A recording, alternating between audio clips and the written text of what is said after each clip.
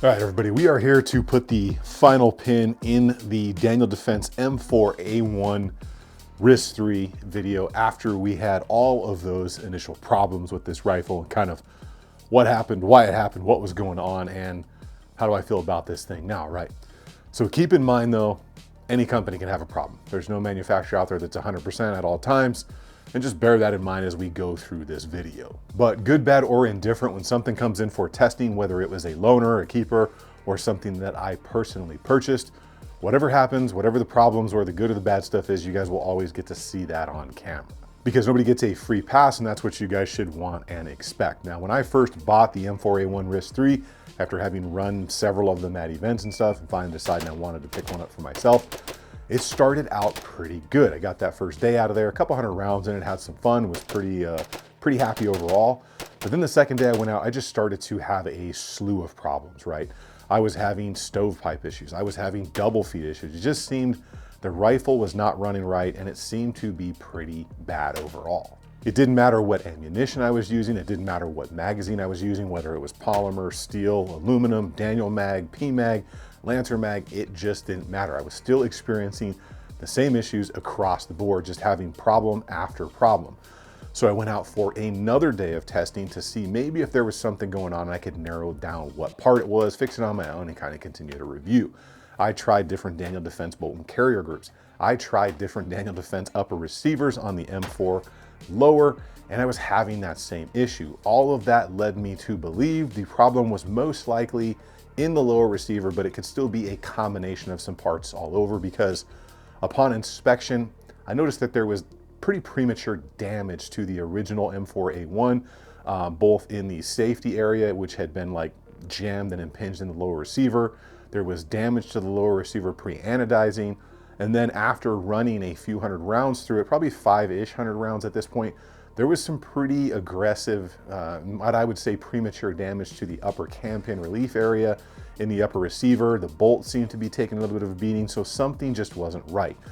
Even the hammer in there, the small parts just didn't look right when I compared them right next to the V7s that I have in my safe, right? So something was going on.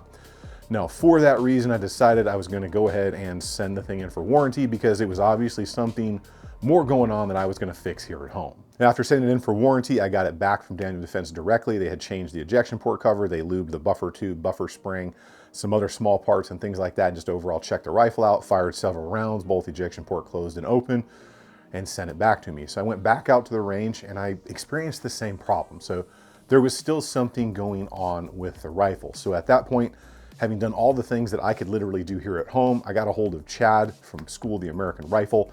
Amazing channel. He does autopsies on rifles, bolt carrier, everything. If there's something with the AR, he can generally figure it out and tell you why, what's going on with it. After telling him everything I had done over the phone, he was like, you did pretty much everything I would do, but send this thing in. I really want to take a look at it.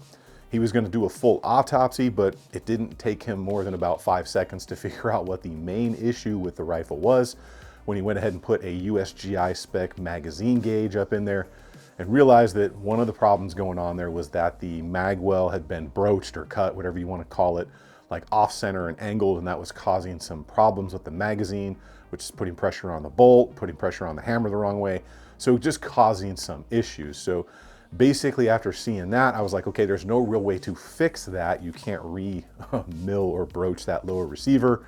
I sent it back into Daniel and just said, hey, probably time to just go ahead and replace this rifle. Now, if you're interested in seeing all of that original video, I will link it down below, but pretty much this whole time I had been in contact with the warranty department at Daniel Defense, and they did make the process very easy. I described the issue, they immediately sent an RMA, boxed it up, shipped it back for them to do their thing, although I did have to ship it back twice. But this is the all-new replaced M4A1 RIS3, completely different rifle, none of the same parts, and I can tell it's definitely none of the same parts because I marked them in a certain way to know, and it's just a completely different set. It's a completely different look, and we were going to get into that. So now that I got the brand new M4A1 RIS3 in, how did it work out, right? So I could tell pretty much taking this thing out of the box right away, things were very different. It's almost like it came off of different machines, everything from the receiver set to the small parts, right? Everything felt smoother. The trigger felt better. The trigger felt lighter. The controls felt smoother. The controls looked like the coating was better. There was no damage on the upper and lower receiver on the inside. Pretty much just everything felt differently. Even just running the action on it, it felt way more smooth and just kind of more finely tuned. Obviously, I still had some range work to do, but right out of the box, the impression of the rifle was that things had been cleaned up quite a bit in the manufacturing process and the assembly process as well. So I went ahead and I got this thing rigged up for testing the way I wanted to set it up. Picked up some ammo, got all the small parts I needed as far as the light and all that stuff. Picked it up from Brownells, which is pretty much my go-to. Been shopping there since like 2007, and they always have what I need to get started out there on the range. And I started putting those good 5.56 NATO rounds down range to see if I was gonna have any of those same issues with stovepiping, double feeding. And I ran a majority of polymer magazines, some aluminum magazines, and several different types of ammunition from 5.56 NATO through some self-defense stuff and a little bit of my Badlands stuff because it's a little higher pressure, just to kind of see how this thing was gonna do. And I can say from the first pull of the trigger out there on the range, it was immediately a very different experience. Not only did the trigger feel good, the action felt smoother, it felt like it was actually gassed very nicely. And Daniel Defense is known for being a little bit more gassy, but I've owned a ton of Daniel Defense stuff. I've got a few Daniel Defense rigs in my safe right now, all of which I've had a really good experience with. So I was expecting the same out of these things because when I bought this rifle, I wanted to make it a night rig, like my go-to hard use night rig. And obviously, if you're gonna spend that kind of money, you have some trust in that brand. But of course, I did do an inspection, right? So after that 750-ish rounds, maybe a little bit more, I went ahead, tore this thing down, did an inspection on it, started to look in all of those areas that the initial one I had purchased had some damage in, and none of that stuff was there. Like I said, it looks like it came off a different set of machines, even the small parts.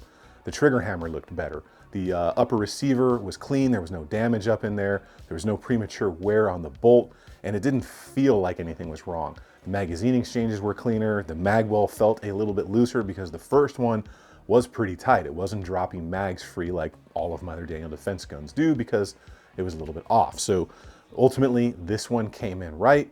None of the issues that were on the first one were on this one. And I think I just was the lucky guy that got that one that we call the hangover build, right? When you test as much stuff as we do here, you are going to run into more problems, and that's just part of what happens. Now, if you don't know what the M4A1 RIS3 is, okay, this is the fully ambidextrous version of the Daniel Defense, both bolt lock, bolt release, ambidextrous safety, and then ambidextrous controls on the left side of the rifle as well, with the RIS3 modular rail, so you can take the bottom section off, you can put the 203 on there, and of course it is a chrome lined barrel, so it's going to give you just extreme life.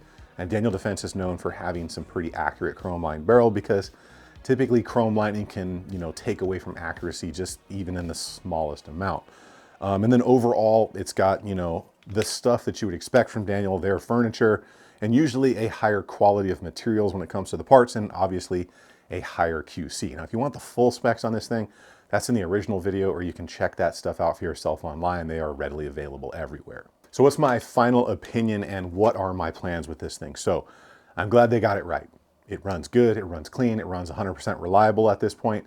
I don't see myself having any issues at all because, like I mostly say here, if you're going to experience a problem, it's generally going to be right up front, or it's going to be right near the end of the life of some small part or replaceable consumable part like gas rings or something. So I'm expecting at this point that this rifle will give me zero issues from here on out as long as I clean it and replace gas rings and things at the interval that I am supposed to. Am I happy with it? Yes, I wanted this rifle, okay? I had run this rifle at events multiple times, and I wanted to make it a main squeeze for a night rig, which is exactly what my plan is for this. I will be keeping this. It's in my collection, and I am happy with it now. It's just never fun when it's your turn to get the quality control problem, but it happens. Again, no manufacturer's 100% all of the time. It's not even possible for that. It can happen to anybody. It's all about how they take care of it. So they do have a 100% satisfaction guarantee at Daniel Defense. I did use that process, and the process worked out to where they did ultimately replace the rifle. Now, if you have any other questions, comments, or concerns about the M4A1, let me know in the comments down below. And if you like getting real reviews that aren't puff pieces where nobody gets a free pass, make sure you subscribe to the channel. It's super helpful. Again, the build list will be linked down below.